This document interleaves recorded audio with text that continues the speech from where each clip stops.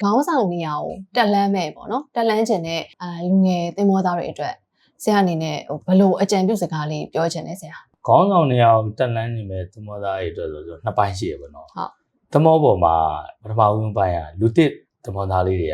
ကကိုကသွားတာတော့ဒီ mass fine ရတယ်ပေါ့ mass fine ဆိုတော့တူချုံပြောလိုက်ရင်တော့စကွဲထိုးပေါ့ဟုတ်ကဲ့ဆရာဟုတ်အရာရှိတွေပေါ့စကွဲထိုးတွေကဒါပေမဲ့ကိုယ့်ရဲ့ရည်ရွယ်ချက်ကဓာတ်ကိုပြောင်းပါဟုတ်ကဲ့အမို့အင်ဂျင်ကိုပြောင်းပါဟုတ်ကဲ့အဲ့ဒါဆိုလို့ရှိရင်ကိုယ့်ရဲ့အလုပ်နားချိန်ရှိဟုတ်တနာရီကနေ3နာရီပေါ့အလုပ်နားချိန်ဟုတ်ကဲ့ပေါ့နော်အဲ့ဒီအလုပ်နားချိန်မှာကိုကတချို့လူတွေအိတ်တာဟုတ်ပြင်မှန်းတာကိုဟုတ်ကဲ့9နာရီ6နာရီထားရတော့မလုပ်ဘဲနဲ့ကိုယ့်ရဲ့ဒီနားချိန်တွေမှာကိုကတက်ပိုင်းဆိုင်ရာကိုလာမယ်ဆိုရင်လာလေ့လာပိုစင်ချီယောစာကြီးကပရိပေါ့နော်ခွင့်တောင်းကပရိခွင့်တောင်းချီယောစာခွင့်တောင်းပိုစင်ခွင့်တောင်းပြီးရပြီဆိုရင်လက်ခံပြီဆိုရင်ထွက်လို့ဟုတ်ဒါပေမဲ့အဆင့်တော့ကြော်မလုပ်နဲ့ကိုလိုက်နေတဲ့ယာလူနဲ့လေကိုတောင်းဝင်ကြအောင်လုပ်ရမယ်ချီကုတ်ကရှိသေးတယ်လေချီကုတ်ကိုလည်းသူကခွင့်တောင်းဥပမာလေးပြောပြချီကုတ်ကလည်းခွင့်မပြုဘဲနဲ့ဒါကြီးကိုသူကအတင်းလုံးမယ်ကို့အလုပ်တော့မပိုင်သေးဘူးတခြားလို့လှမ်းနေပြီဆိုတော့မဖြစ်ဘူးကို့အလုပ်လည်းပိုင်အောင်လုပ်တယ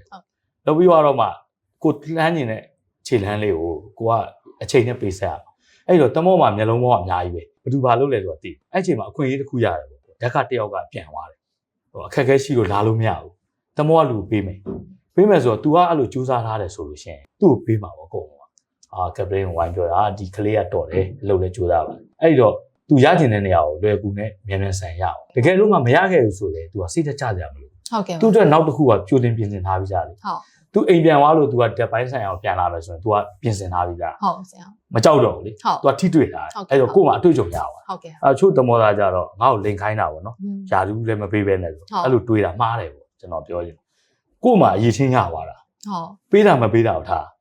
ကို့မှာအရေးချင်းရှိသွားတယ်အန်ရယ်ပါလဲဆိုတော့သိသွားပြီနော်တမောလူတစ်တမောသားလေးတွေကိုတော့ကျွန်တော်ကနောက်တက်မဲ့လူတစ်တမောသားလေးကိုဒီယာတူးတစ်ခုမှရက်မနေနဲ့နောက်တစ်ခုကိုစူးစမ်းဖို့ကျွန်တော်ပြောခြင်းအချိန်ပိုင်းဆိုင်ရာပေါ့နော်အိပ်ပဲအိပ်နေနေတာအဲ့လိုမျိုးတော့မရဘူးပေါ့မျက်လုံးတွေအများကြီး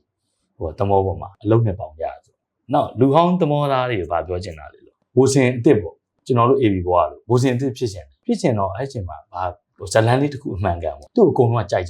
်ကြတော့အဲ့ချိန်မှာဘိုးစင်တယောက်ဆိုတာခေါင်းဆောင်အန်ရယ်ရှိတဲ့အလုပ်တွေကိုကိုကရင်ဥဆောင်ပြီးလုပ်ရနောက်လူကိုမထိုးထဲရကိုအောက်ကလူမလုပ်ရဘိုးစင်ဆိုတဲ့အရာဥဆောင်အောင် knowledge သိရကိုကာကွယ်နိုင်ရမယ်ကိုအောက်ကဘွားသူတမန်ကြီးကိုကာကွယ်ပေးနိုင်ရတော့ဒါအန်ရယ်ရှိတယ်မလို့တကယ်လို့ရှိခဲ့တယ်ဆိုလေ तू ကရင်ဥဆောင်ပြီးလုပ်ရမယ်ငါလုပ်မယ်မင်းတို့ကနောက်လာအဲ့လိုစိတ်ဓာတ်မျိုးရှိရနောက်ပြီးတော့ဘိုးစင်ဆိုတဲ့အရာပေါ့နော်ကျွန်တော်ပြောချင်တာစိတ်ပိုင်းဆိုင်ရာတွေထဲမှာဖွဲ့စည်းထားတာကျွန်တော်တို့တမောမှာညာပိုင်းတွေတမောကတ်တာလည်းရှိအေးပြတ်တာလည်းရှိတော့ဘိုးစင်မမဟုတ်ပါဘူးပေါ့စိတ်ပိုင်းဆိုင်ရာပြင်ဆင်တာတနေ့ဘယ်လိုကြုံမှုလဲဆိုတော့တနေ့ကုန်လှုပ်ထားတာလောကပင်ပန်းညဘက်မှာတမောကတ်တဲ့ခါကျတော့သွားနှိုးရတာပေါ့နော်နှိုးတဲ့ခါကျတော့ဒေါသစိတ်ပေါ့သူတနေ့ကုန်လှုပ်ထားတာလေတမောကတ်တော့အကုန်ထားတယ်သူနားတာမကြသေးတော့သူ့ရဲ့စိတ်ကဘ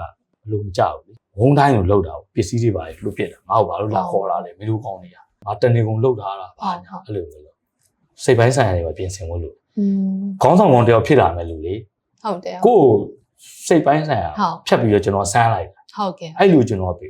အဲ့ချိန်မှာ तू ကဒေါသစိတ်နဲ့ထွက်လာပြီးတော့စောက်တုံးမောကညဘက်ကြီးကတ်နေတာပဲလို့ဘာညာဆဲဆိုနေတော့ဟုတ်အဲ့တော့ဘာဖြစ်လဲသူ့အတွက်အန်တယ်ဖြစ်နိုင်တခြားလူတွေ तू မကာကွယ်နိုင်တော့ဘူးသူဒေါသစိတ်နဲ့နှိုးထလာတယ်အဲ့တော့ကိုကခေါင်းဆောင်ကောင်တယောက်ဖြစ်မယ်ဆိုရင်ကိုရဲ့စိတ်နေသဘောထားကိုအများကြီးပြင်ဆင်ထားနောက်တက်မဲ့လူတွေကိုလည်းအဲ့ဒါပြောချင်တယ်အလုပ်ကိုလည်းကျွန်တော်တို့ကကုမ္ပဏီပတ်ဆိုင်အောင်ကျွန်တော်တို့တမောသားတွေတယောက်မှလိမ့်ပြီးပါတချို့ကအချိန်တွက်တဲ့လူရှိတယ်ငါအချိန်ပြီးသွားရောနော်ဟုတ်ကဲ့10နာရီကျွန်တော်နားပါအဲ့ချိန်မှာအလုပ်လေးကတန်းတန်းလေးဖြစ်နေတော့နိုင်ခွက်လောက်ထပ်ဖို့လောက်အောင်ပြီးသွားမှာနော်ထားခဲ့တော့ငါအချိန်ပြီးသွားပြီရောနောက်လူလာလွှဲအဲ့လိုမျိုးပေါ့နော်တကယ်လို့မှကိုယ့်ရဲ့စေတနာပေါ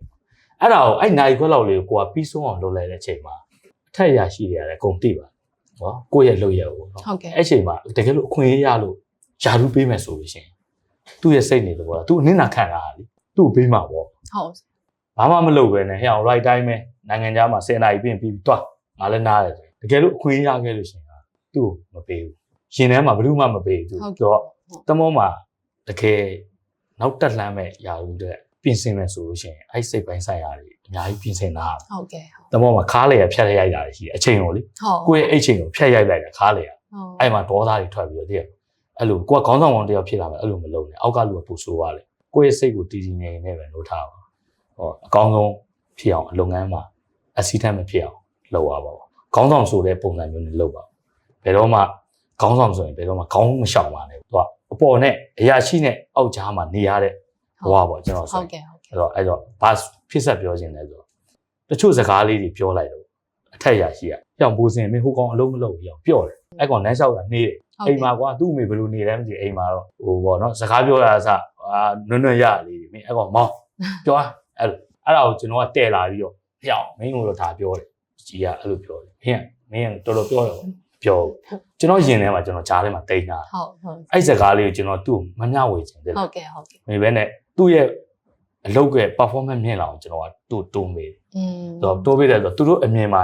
ကြည်နိုင်မြင်တွေ့နိုင်မယ့်နေရာမျိုးတွေမှာခိုင်းတယ်ဟုတ်ကဲ့အဲ့လိုလုပ်တယ်ဆိုတော့သူကကြည်တာဟာဟုတ်ကောင်းရောက်တိုးတက်လာပါတွေ့တယ်အဲ့ညီအမလို့သူ့လည်းအန်နယ်မဖြစ်အောင်ကိုစောင့်ရှောက်တယ်အဲ့လိုမျိုးလေးပေါ့နော်ထားပေးတယ်အားလုံးပြီးသွားတော့မှသူ့ကိုပြောပြတယ်နော်မင်းပြန်သွားတဲ့ဆရာကမင်းကိုအားမရဘူးကွာဟုတ်ကဲ့ဒါမှလည်းမင်းစူးစမ်းမှုတက်လာတော့သူဘာမှပြောလို့ဒီလိုလေးဖြစ်ရဟုတ်စကားတွေကိုချက်ကားပြီးမပြောနဲ့အပေါ်ကပြောလိုက်တယ်90ရာခိုင်နှုန်းကိုယ်ပါဇက်လေးရောက်တော့100ဖြစ်သွားပြီအများကြီးမင်းဟာပြန်ပို့မယ်မင်းအိမ်ပြန်ပို့မယ်ဘာဟိုကောင်စိတ်တက်တွေကြောက်ဟုတ်မင်းအိမ်ပြန်ချင်းချောက်လိုက်တော့သူအလုံးလုံးမလုပ်ကြဘူးအဲ့လိုလူတစ်တွေပေါ့နော်ခေါင်းဆောင်ဆိုတာတချို့ຢာရင်ထဲမှာတိန်းတာအဲ့ဒါလေးဖြစ်လာမယ်လို့ကျွန်တော်မျှဝေရင်ထဲမှာတိန်းတာဆိုကိုခံလာဖို့မဟုတ်ဟုတ်ဆရာဟုတ်ကိုကခဲရိုက်နေပြီဆိုရင်ခေါင်းဆောင်တယောက်ကပြနေဆိုအောက်ကလူမပြဘူးပြမှာပဲဟုတ်အဲ့လိုမျိုးအပိုင်းလေးတွေကျွန်တော်မျှဝေခြင်းလို့ပေါ့နောက်တက်လာတယ်တချို့ຢာလေးစိတ်ပိုင်းဆိုင်ရာနေတဲ့ဆိုင်တချို့ဆိုပြောတယ်။ရောက်ငါဒီယာတူးနဲ့ရက်တီလာတာ20ကျော်နေရောက် perfect ဖြစ်ဟုတ်ကဲ့ဟုတ်ဒါပေမဲ့အဲ့စကားဘယ်တော့မှမပြောမိတယ်။တမောမှာကိုမမြင်နိုင်တဲ့အန်ရည်အများကြီး perfect ဘယ်သူမှမဖြစ်ဘူး။ဟုတ်ဘယ်တမောသားမှာဘာလို့ဆိုတော့ကျွန်တော်တို့အေးပြတ်တာရှိတယ်။ဟုတ်ကဲ့ကျွန်တော်တို့မှာဆိုတော့လူကမြင်တဲ့လမ်းစမ်းနေရမှာမဟုတ်တာစိတ်ယုံကြီးတို့မနှက်လုံးညနေနာမှာမဟုတ်ဟုတ်တခါတလေတချို့တမောတွေ0 echo မဟုတ်တဲ့တမောဒါလေးတွေ on နာတာရှိသေးတယ်။မိုးလေးနိုင်ခေါင်းတွေကြိုက်တော့အဲ့ချိန်မှာဘူစင်းအမြင့်ကိုတက်ခိုင်းတယ်။တေးပြီပဲ။ခေါင်းတွေကကြိုက်တယ်ပြုတ်ကြသွားတယ်ရှိရနော်အဲ့တော့တမောမှာ perfect ဖြစ်တယ်ဆိုတာမရှိဟုတ်ကဲ့ဆရာဟုတ်ဟာတချို့ဆိုဝင်ကြွားတယ်ဟေ့အောင်ငါဒီယာရုလောက်လာကြာပြီးအောင်ကြိုက်တာပြောအကုန်သိတယ်လို့ပါမလုံနဲ့ကိုမမြင်နိုင်တဲ့အန်တရရှိတယ်အဲ့စကားမပြောမိစေနဲ့ဟုတ်ကဲ့မထင်မှတ်တာတွေဖြစ်သွားတယ်တမောမှာအဲ့တော့ကိုအောက်လက်ငယ်သားကိုလည်းကိုကအဲ့လိုမျိုးလေးတွေပြောပြပါတော့နားလေစကားဆိုတာတော့ချက်ကပြောလိုက်အများကျွန်တော်ပြောလိုက်တဲ့စကား90ကိုကျွန်တော်တိတ်နာအဲ့90ကိုကျွန်တော်20လောက်ဖြစ်အောင်ရှော့ချပြီးပြောတယ်ကျွန်တော်ပို့တိုးမှုပြောဒါကျွန်တော်ဖြတ်တန်းတဲ့ကျွန်တော်ပုံစံဘောကဟုတ်ကဲ့ပါဆရာဟုတ်ဒါကတော့ဒါခေါင်းဆောင်ကောင်းတယောက်အနေနဲ့ဒါထားရှိရမယ့်စိတ်နေစိတ်ထားတွေပြပြပေးခဲ့ရပါတယ်ဟုတ်ကဲ့ပါကျေးဇူးပါဆရာဟုတ်ကဲ့